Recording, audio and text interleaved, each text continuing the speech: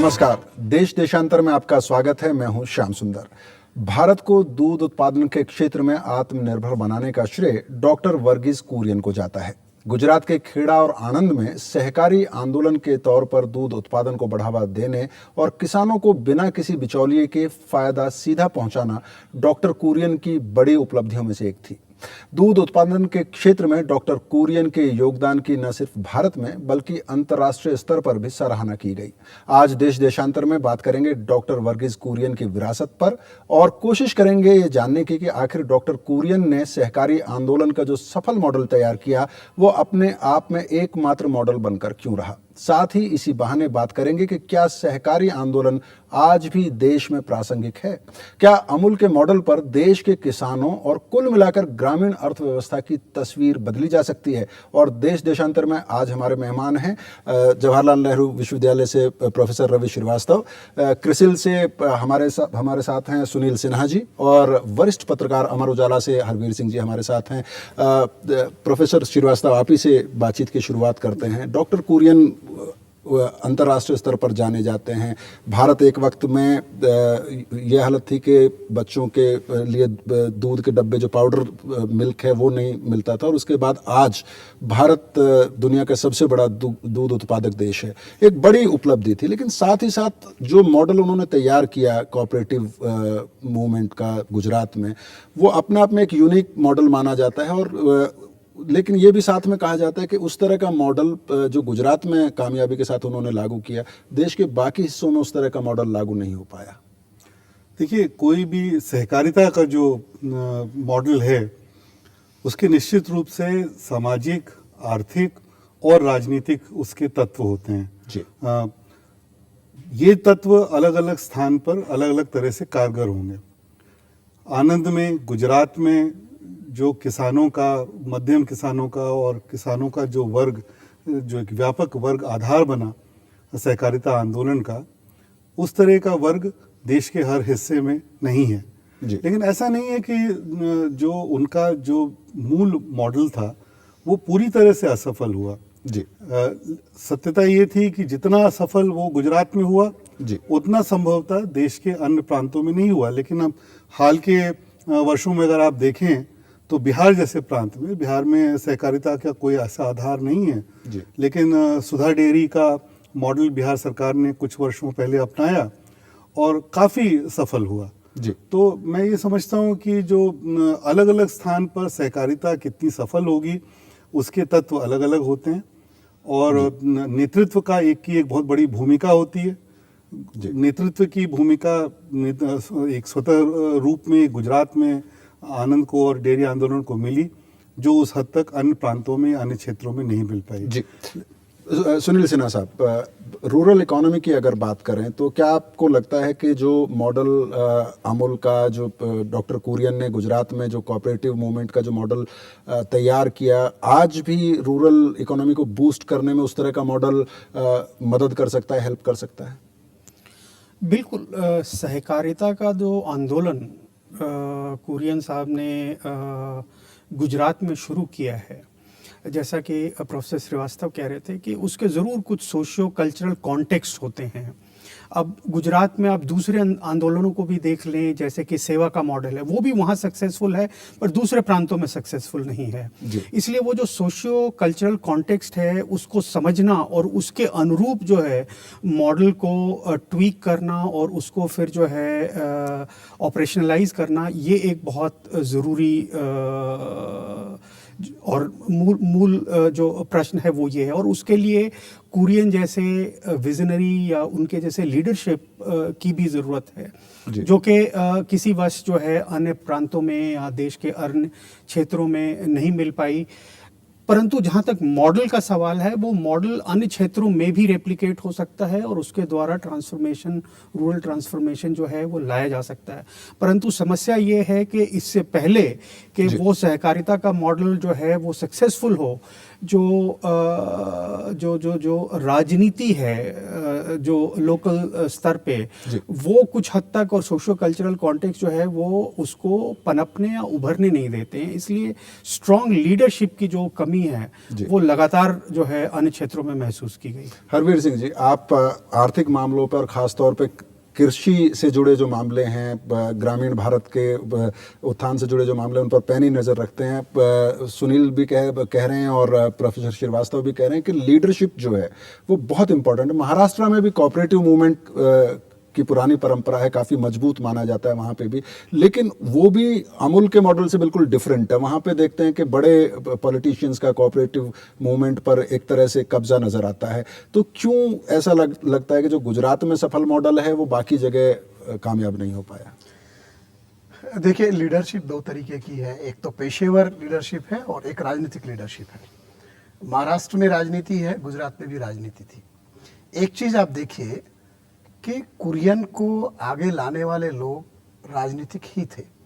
त्रिभुवन दास पटेल और मोरारजी देसाई, जो अमूल का जो आंदोलन खड़ा होता है, जिसको हम लोग आज GCMM बोलते हैं, Gujarat cooperative milk marketing federation, वो खेड़ा के 2 गांवों से तब शुरू हुआ जब वहां से दूध मुंबई जाता था पॉलसन की फैक्ट्रीज में, और उसको विरोध करने के लिए वहां पर जिस तरह आज़ादी का आंदोलन जिस वक्त चल रहा था 1946 में, उस वक्त इन लोगों ने वहां पर आवाज उठाई। मोरारजी देसाई ने त्रिभुवन दास को भेजा, वहां आंदोलन खड़ा हुआ, लोग 2 गांव के लोग एकजुट हुए, पहले उन्होंने दूध बहाया, और उसी दौरान जो है डॉक्टर कुरियन की एंट्री होती है, जब वो अमेरिका से डेयरी टेक्नोलॉजी में MSc करके जो है आए थे। और वहां पर क्योंकि उनको जो स्कॉलरशिप दी गई थी उसमें यह था कि आप प्राइवेट नौकरी में नहीं जा सकते, नहीं तो उनको यूनियन कार्बाइड में नौकरी मिल रही थी। उनको यह था कि आपको सरकारी क्षेत्र में जाना होगा। वो वहां गए और वहां पे जो उनकी क्रीमरी थी उसमें काम शुरू किया, और टेन्योर पूरा होने के बाद वहां से जाने वाले थे। लेकिन वही त्रिभुवन दास जो, क्योंकि जो जिनका सपना था कि यहाँ के किसान, यहाँ का ग्रामीण, यहाँ की जो बहुसंख्यक जो आबादी है वो सशक्त हो, उन लोग उनसे रिक्वेस्ट किया कि आप यहीं रुकिए, और उसके बाद कुरियन हमेशा वही करके होके रह गए। और वो आंदोलन जो 2 गाँव से शुरू हुआ, वहाँ पर उसके बाद टेक्नोलॉजी का इस्तेमाल हुआ।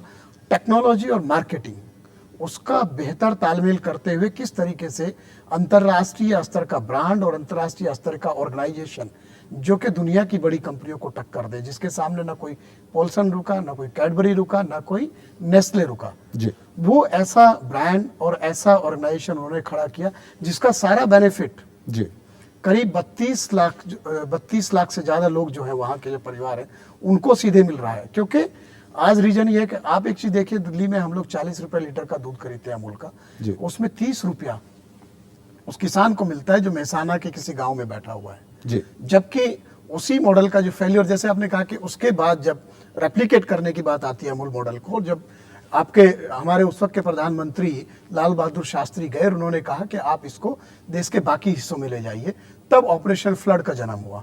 और उसको रेप्लिकेट करने के लिए NDDB बना, डॉक्टर कुरियन NDDB के चेयरमैन थे, और उसके चेयरमैन वो 98 तक रहे जो है। तो उसमें ये हुआ कि किस तरीके से जो स्टेट के स्तर पर जो डेयरी फेडरेशन खड़ी की जाए, और उनमें उसी तरीके से जो चिलिंग प्लांट, मार्केटिंग फैसिलिटीज, उनके अपने ब्रांड और किसानों की सहकारिताओं को जोड़ करके बाजार, जो शहरी बाजार है वो मुहैया कराएं, वो रणनीति पर काम हुआ। लेकिन जो असली बात थी कि गुजरात में राजनेताओं ने ये आंदोलन खड़ा किया, लेकिन उसको उन्होंने दक्ष और सक्षम पेशेवरों के हाथ में दिया, जिसमें डॉक्टर कुरियन जैसा एक CEO, वर्ल्ड क्लास CEO निकल के आया।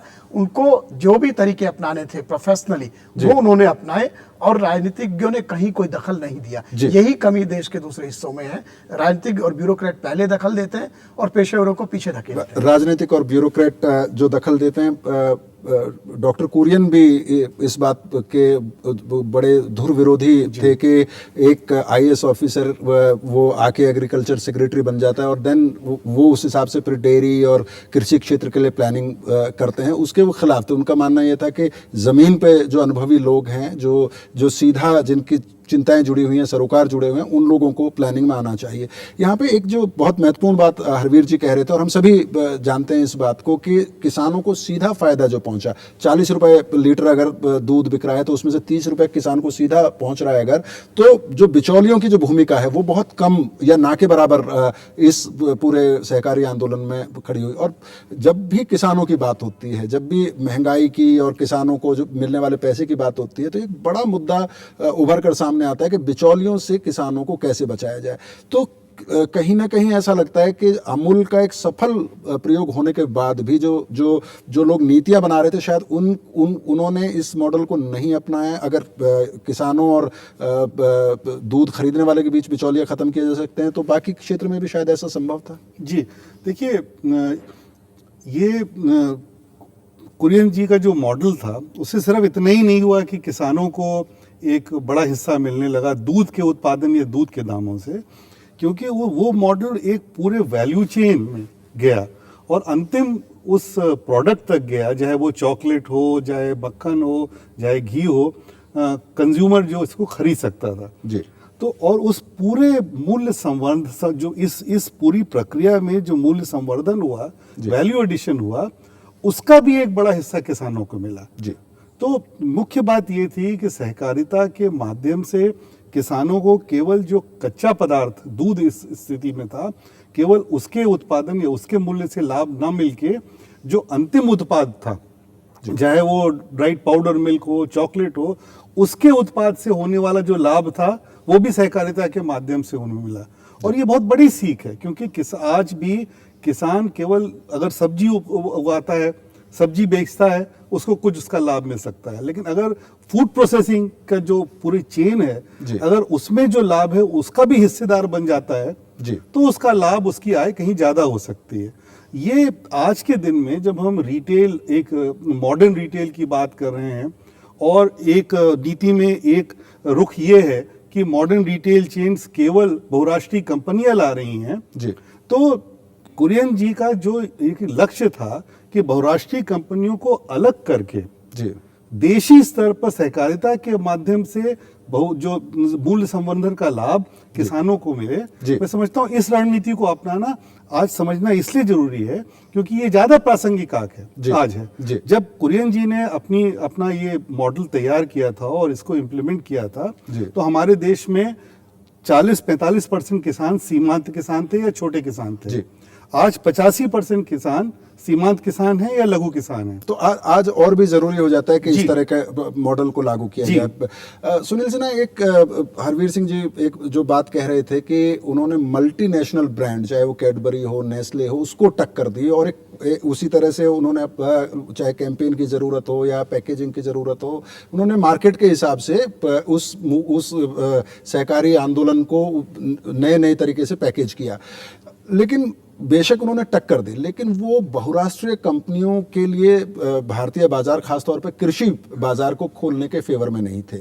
बहुत सारे लोग इसकी आलोचना करते हैं, लेकिन उनका ये तर्क था कि क्योंकि विदेशों में इतनी बड़ी सब्सिडी दी जाती है अपने किसानों को, और जो एग्रीकल्चर प्रोडक्ट एक्सपोर्ट होते हैं उसमें भी भारी सब्सिडी होती है, तो वैसे में किसानों के लिए, भारत के किसानों के लिए कतई अच्छा नहीं है कि भारतीय बाजार को, भारतीय अर्थव्यवस्था को मल्टीनेशनल ब्रांड के लिए खोल दिया जाए इस ग्लोबलाइजेशन के नाम पर। क्या आप मानते हैं कि वो एक प्रैक्टिकल सोच थी जो डॉक्टर कुरियन रखते थे सामने? देखिए, ये एक बहस का मुद्दा है कि जो एग्रीकल्चर है उसको जो दूसरे जो हमारे क्षेत्र हैं, चाहे वो इंडस्ट्री में कई सेक्टर्स हों या उनकी तरह जो है इसे भी जो है विदेशी निवेश के लिए या विदेशी कंपटीशन के लिए खोल दिया जाए। जो आप बात कह रहे थे उसमें काफ़ी हद तक सच्चाई भी है कि जो एग्रीकल्चरल प्रोडक्शन खासकर विकसित देशों में है, उसमें एक खासा जो कंट्रीब्यूशन है वो सब्सिडी का होता है जी।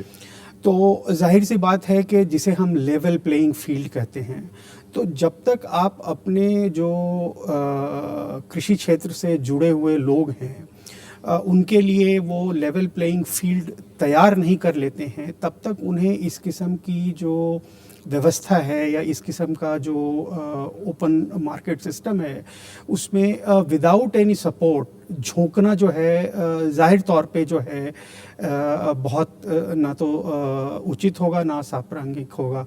क्योंकि एक जो महत्वपूर्ण चीज़ है वो ये है कि अगर आप जैसा लघु या छोटे किसान हैं, उसके पास कैपिटल के नाम पे क्या है? कुछ भी नहीं है। तो जब तक आप, अगर आज जिस तरीके से कृषि के क्षेत्र में लगातार बदलाव आ रहा है और जिस हिसाब से वो कैपिटल इंटेंसिव प्रक्रिया की तरफ बढ़ता जा रहा है, तो ऐसे में ज़रूरी है कि आप जब तक उस किस्म की व्यवस्था का गठन ना कर लें ताकि उस किस्म का सपोर्ट छोटे किसानों को मिले, तब तक इसको जाहिर सी बात है खोलना जो है वो उचित नहीं है। सुनील सिन्हा जी, इस बहस को और आगे बढ़ाएंगे और इस बहस के दूसरे पहलुओं पर भी बात करेंगे, लेकिन फिलहाल वक्त है एक छोटे से ब्रेक का।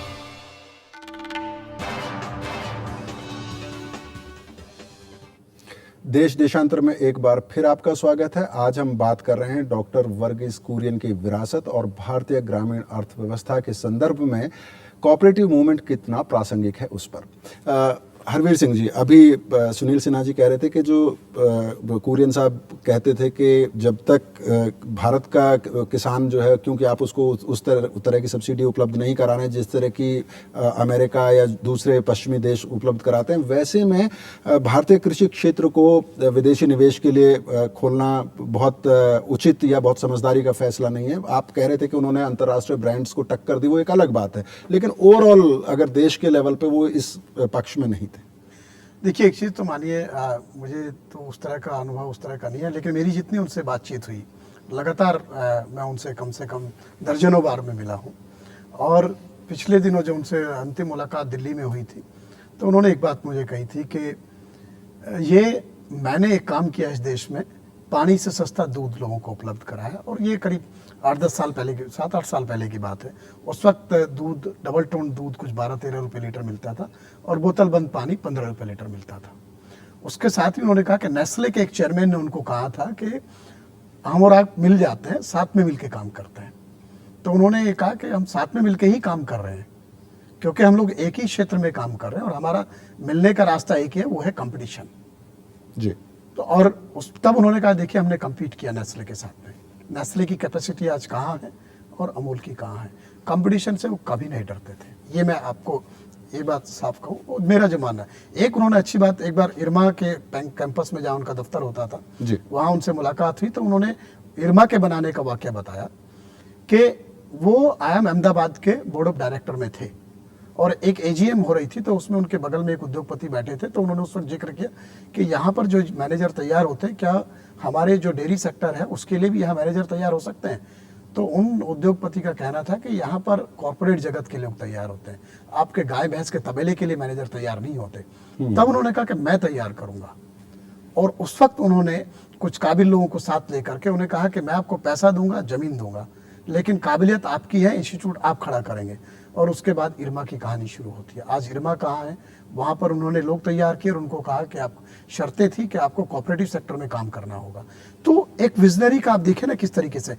तो मेरा मानना ऐसा कि वो कभी उन्होंने आपका जो एडिबल ऑयल में कोऑपरेटिव शुरू किया, सबसे पहला ब्रांड धारा का पैकेज्ड जो रिफाइंड ऑयल का ब्रांड इस देश में है, लेकिन जब हम उसको ज़्यादा कॉर्पोरेटाइज किया NDDB ने, आज वो ब्रांड बहुत पीछे चला गया है। तो कंपटीशन से ऐसा, वो तमाम सारे जो आपका न्यूजीलैंड की जो डेयरी है, फॉन्टेरा डेयरी, जो दुनिया में सबसे ज़्यादा उनका काबिज है उस सेक्टर में, उन्होंने उसके साथ कम्पीट किया। उन्होंने कहा कि हमें आप कुल मिला के प्रतिस्पर्धा से वो बिल्कुल नहीं डरते थे।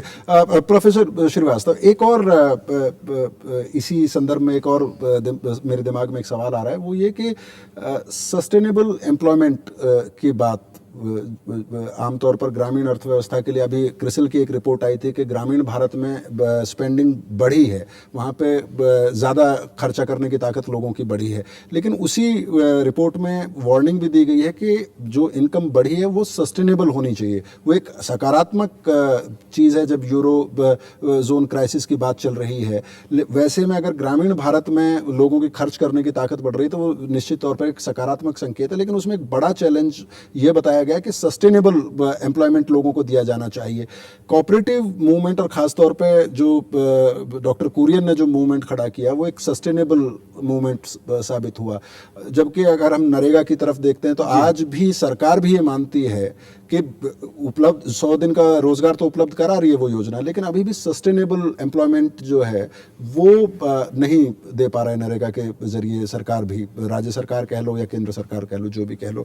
तो कहीं ना कहीं वहाँ भी ज़्यादा प्रासंगिक है कोऑपरेटिव मूवमेंट। जी देखिए, आज के दिन में अगर हम ग्रामीण और शहरी इलाकों दोनों को भी मिला लें जी, तो जनसंख्या या वर्कफोर्स का आधा भाग इस समय भी कृषि में है। लेकिन कृषि क्षेत्र से केवल 17% या बल्कि 15-16% के आसपास राष्ट्रीय आय का हिस्सा कृषि क्षेत्र से आता है। तो कृषि और गैर कृषि क्षेत्र के बीच तो अंतर बढ़ता चला जा रहा है। किसानी का जो जोत है वो और छोटी होती जा रही है, सीमांत और लघु किसान छोटे होते जा रहे हैं। अंततः तो हमें कहीं ना कहीं किसानों को रोजगार दिलाना पड़ेगा, सस्टेनेबल लाइवलीहुड उन्हें दिलानी पड़ेगी गैर कृषि क्षेत्रों में। जी, इसमें कोई शक नहीं है। लेकिन ये कल नहीं होने जा रहा है, क्योंकि आज भी आधी जनसंख्या जो है कृषि पर वो कृषि पर आधारित है।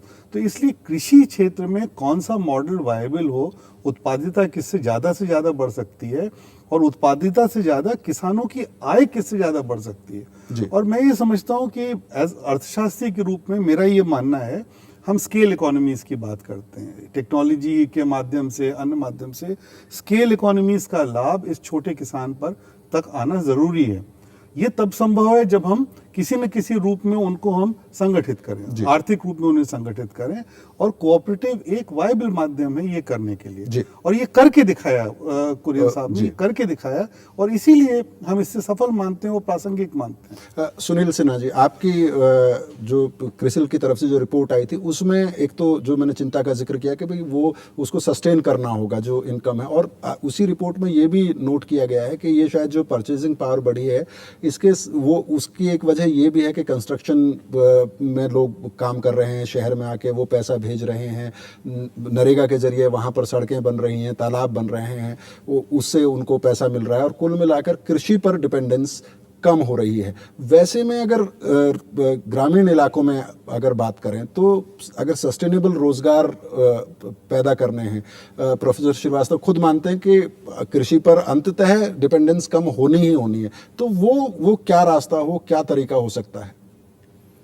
देखिए, एक तो जो रूरल क्षेत्र में या ग्रामीण क्षेत्र में जो परचेजिंग पावर बढ़ी है उसमें नरेगा का कुछ योगदान तो है ही, और साथ ही साथ जो है अक्रॉस द बोर्ड जो ग्रोथ हुआ है पिछले 10 सालों में उसका भी कुछ स्पिल ओवर इफेक्ट है।